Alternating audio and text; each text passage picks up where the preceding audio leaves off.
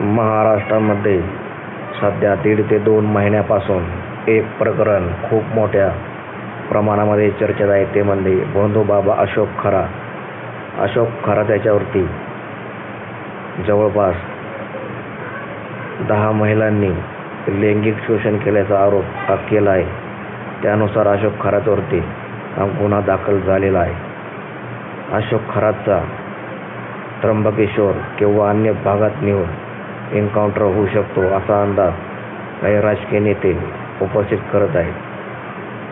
अशोक खरात प्रकरणामुळे अनेक मोठे मासे नेते हे अडकू शकतात.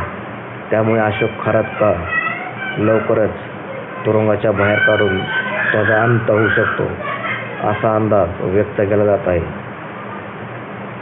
2 ते 3 दिवसांपूर्वी काँग्रेसचे दिग्गज नेते नाना पटोले यांनी भीती निर्माण केली आहे की अशोक खरातचा एन्काउंटर करून हे प्रकरण दाबलं जाऊ शकतं. त्यामुळे लवकरात लवकर हात तपासून सत्य काय बाहेर यावं.